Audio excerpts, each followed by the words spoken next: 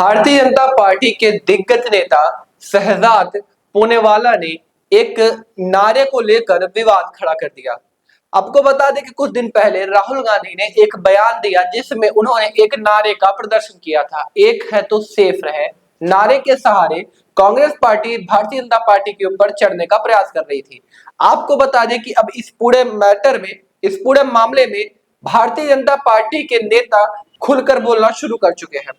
अब उन्होंने मीडिया से बात करते हुए क्या क्या कहा, आइए सुनते हैं। जहां पर भी कांग्रेस आई, हिमाचल हो, कर्नाटका हो, तेलंगाना हो, वहां पर लूट, बर्बादी और महंगाई लेकर आई। दिल्ली में हिमाचल भवन बेचकर जो बकाया है पावर कंपनी का 150 करोड़ रुपए, वो भरने की स्थिति आ चुकी है कि जब तक वो सत्ता में थे तब तक भ्रष्टाचारी सेफ थे, रोहिंग्या सेफ थे, घुसपैठी सेफ थे, आतंकी सेफ थे, वक्फ बोर्ड सेफ था। कांग्रेस जब तक है तब तक ना संविधान सेफ है ना और आरक्षण सेफ है, क्योंकि ये लोग आरक्षण छीन कर वोट बैंक को देना चाहते हैं। तो संविधान विरोधी सबसे ज्यादा अगर कोई है तो वही कांग्रेस पार्टी है जिसने इमरजेंसी लाकर संविधान को कुचला। यही कांग्रेस पार्टी का खटाखट मॉडल है। जहां पर भी कांग्रेस आई, हिमाचल हो, कर्नाटका हो, तेलंगाना हो, वहां पर लूट, बर्बादी और महंगाई लेकर आई। और लूट और बर्बादी इस प्रकार की छाई हुई है हिमाचल प्रदेश पर कि वहां पर सैलरी और पेंशन नहीं दे पा रहे टाइम से, वहां पर टॉयलेट पर टैक्स लगाया जा रहा है। जहां वादा किया था कि बिजली मुफ्त देंगे, हम आपको पानी मुफ्त देंगे, वहां पर बिजली पर कर बढ़ा दिया है, पानी पर कर बढ़ा दिया है। यहां तक कि इनकी प्राथमिकता केवल समोसों की जांच करनी है, पर हिमाचल प्रदेश की जो कंगाली करके रखी हुई है, इसके चलते अब हिमाचल भवन को बेचना पड़ रहा है। सोचिए, दिल्ली में हिमाचल भवन बेचकर जो बकाया है पावर कंपनी का 150 करोड़ रुपए, वो भरने की स्थिति आ चुकी है।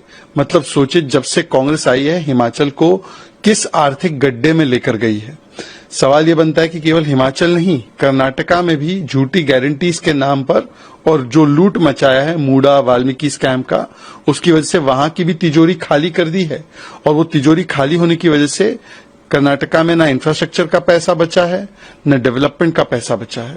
तो कांग्रेस का केवल एक ही उद्देश्य है, जहां पर भी वो सत्ता में आती है, बड़े बड़े वादे तो करती है पर वो वादे झूठे होते हैं, लूट मचाती है और उन प्रदेशों की तिजोरियां, क्योंकि राहुल गांधी को तिजोरी बड़ा पसंद है, तिजोरियां खाली कर देती है। जब हम कहते हैं एक रहेंगे, सेफ रहेंगे, तो हम तो पूरे समाज और देश की बात करते हैं, पर झांकी रही भावना जैसी, प्रभु मूरत दिखे तिन तैसी। तो जिनकी केवल फितरत चोरी की है, तिजोरियों को लूटने की है, उनको इस सेफ में, मतलब देश और समाज सेफ रहे, उस सेफ में भी अपना ही लॉकर और सेफ दिखाई दे रहा है। क्योंकि उन्हें पता है कि जब तक वो सत्ता में थे तब तक भ्रष्टाचारी सेफ थे, रोहिंग्या सेफ थे, घुसपैठी सेफ थे, आतंकी सेफ थे, वक्फ बोर्ड सेफ था, नौमानी जैसे शरिया लागू करने वाली बात करने वाले और वोट जिहाद करने वाले लोग सेफ थे। आज क्योंकि उनकी भ्रष्टाचार और परिवारवाद और लूट की राजनीति अनसेफ हो चुकी है, तो गली गली मोहल्ले मोहल्ले सेफ लेकर घूम रहे हैं। पर ये बताइए राहुल गांधी जी कि आपकी सेफ में है क्या? आपकी सेफ में केवल वोट जिहाद और केवल धार्मिक आधार पर आरक्षण देना, मतलब कि SC, ST, OBC समाज का आरक्षण सेफ नहीं है। कांग्रेस जब तक है तब तक ना संविधान सेफ है ना और आरक्षण सेफ है, क्योंकि ये लोग आरक्षण छीन कर वोट बैंक को देना चाहते हैं। वन नेशन वन इलेक्शन हो, UCC हो, ये सारी चीजें संविधान में लिखी गई थी और संविधान में इसका प्रावधान भी था। और संविधान जब लागू हुआ तब इन्हीं चीजों पर हमारे संविधान के निर्माताओं ने बात रखी थी। परंतु कांग्रेस पार्टी संविधान की खाली किताब लेकर महाराष्ट्र में घूमती है। वो संविधान तो करती है, पर संविधान विरोधी सबसे बड़ी कोई पार्टी है तो कांग्रेस है।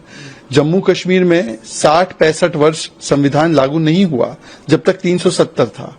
आज जब संविधान लागू हुआ और वहां के मुख्यमंत्री ने भारत के संविधान पर शपथ ली, वहां पर वाल्मीकि समाज को आरक्षण मिला, तो विरोध कौन कर रहा है? कांग्रेस और NC। महाराष्ट्र में जो संविधान की बात करते हैं वहां पर नौमानी के साथ बैठकर वोट जिहाद की बात करते हैं, संवैधानिक है। वहां पर मुस्लिम आरक्षण की बात रेवांत रेड्डी करते हैं, ये संवैधानिक और आंबेडकर जी की विचारधारा के तहत है। तो संविधान विरोधी सबसे ज्यादा अगर कोई है तो वही कांग्रेस पार्टी है, जिसने इमरजेंसी लाकर संविधान को कुचला और आज भी वो कहती है कि मैं आरक्षण समाप्त कर दूंगी, चाहे नाना पटोले का बयान हो, चाहे राहुल गांधी का बयान हो।